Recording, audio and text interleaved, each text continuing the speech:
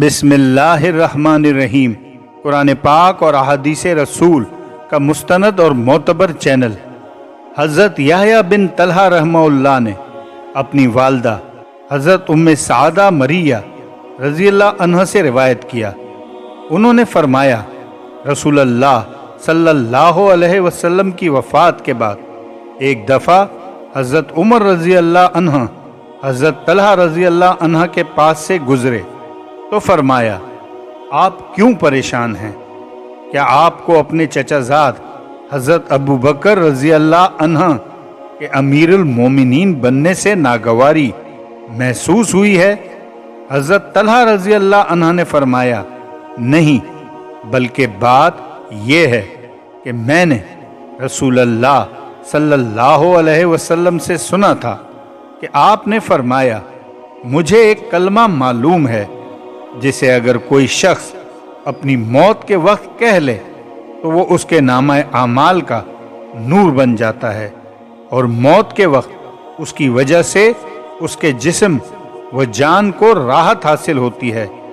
अफसोस इस बात का है कि मैं रसूलुल्लाह सल्लल्लाहु अलैहि वसल्लम की वफ़ात तक आपसे वो कलमा दरियाफ़्त न कर सका।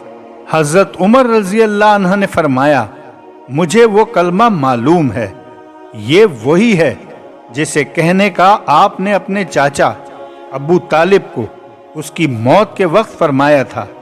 अगर नबी सल्लल्लाहु अलैहि वसल्लम को इल्म होता कि कोई और कलमा इसके लिए निजात का ज्यादा सबब बन सकता है तो आप उसे वही कोई और कलमा पढ़ने का हुक्म देते।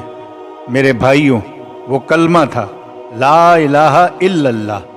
सुनन इब्ने माजा हदीस नंबर 3795।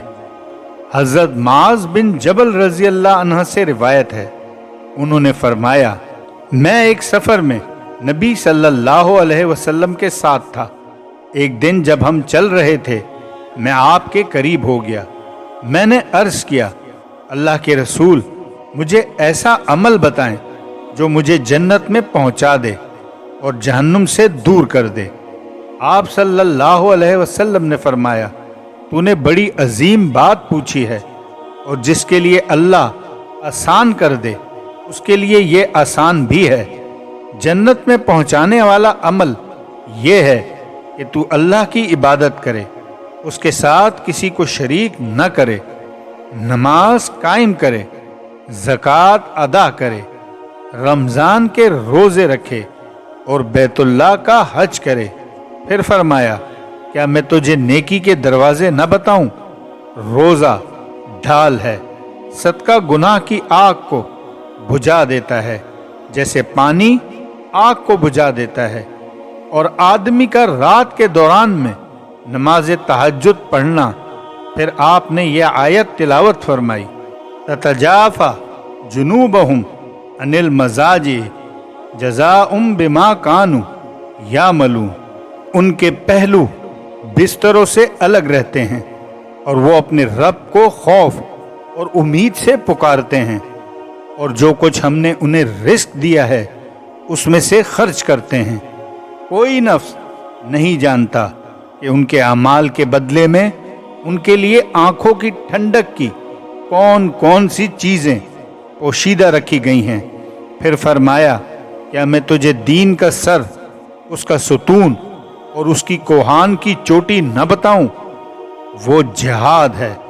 फिर फरमाया, मैं तुझे वो चीज़ न बताऊं जिस पर उन सब का दारो मदार है? मैंने कहा, क्यों नहीं? तब नबी सल्लल्लाहु अलैहि वसल्लम ने अपनी ज़बान पकड़कर फरमाया, इसे रोक कर रखना।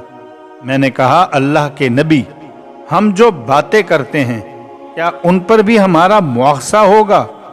आप सल्लल्लाहु अलैहि वसल्लम ने फरमाया, माज, तेरी माँ तुझे रोए।